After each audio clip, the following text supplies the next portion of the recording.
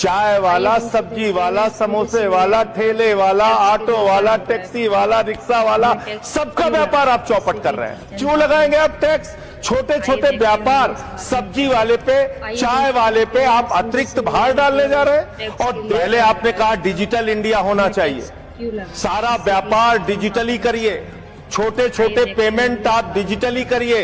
प्रधानमंत्री जी गर्व से कहते हैं वो चाय वाले हैं, लेकिन इस बिल के माध्यम से चाय वाला, सब्जी वाला, समोसे वाला, ठेले वाला, ऑटो वाला, टैक्सी वाला, रिक्शा वाला, सबका व्यापार आप चौपट कर रहे हैं। क्या कह रहे हैं आप इस बिल के अंदर?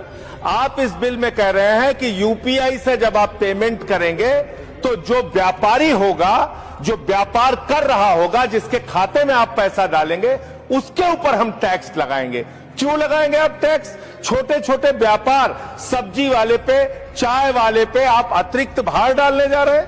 और देश के, अगर मान लीजिए आप उनके ऊपर भार डालने जा रहे हैं, वो किसी उपभोक्ता का रिश्तेदार तो है नहीं मान्यवर, घुमा फिरा के वो अपने सामानों का दाम बढ़ाएगा, जिसका खामियाजा लोगों को भुगतना पड़ेगा, जिनके ऊपर टैक्स के बढ़ने के कारण महंगाई बढ़ेगी। तो ये दो तरह से मार करने वाला टैक्स है, नंबर एक। दूसरी बात, ये बिल लाया किन परिस्थितियों में गया है, ये देश को जानना जरूरी है।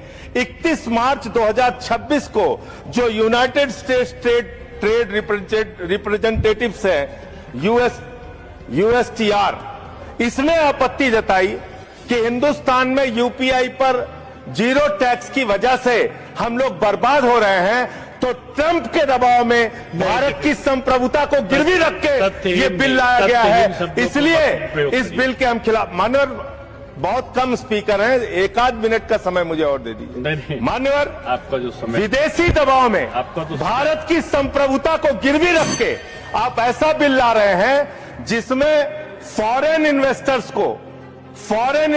को तो आप टैक्स में 100% एग्जम्पशन दे रहे हैं, लेकिन जो हिंदुस्तान में छोटे छोटे व्यापार करने वाले लोग हैं, उनके ऊपर आप टैक्स लगाने जा रहे हैं। खत्म कर रहा हूं सर, 30 सेकंड और दे दीजिए। मान्यवर, यह सरकार कहती है यूपीआई के पूरे सिस्टम को मैनेज करने में आपको पैसा खर्च करना पड़ता है। अरे भैया, 27,000 करोड़ रुपए तो आपने सिर्फ मिनिमम बैलेंस चार्जेस के नाम पे 2 साल में देश के करोड़ों उपभोक्ताओं से ले लिया। तो इसलिए मैं आपके माध्यम से कहना चाहता हूं सरकार से, ये बिल इस देश के आम आदमी के खिलाफ है, छोटे व्यापारियों के खिलाफ है।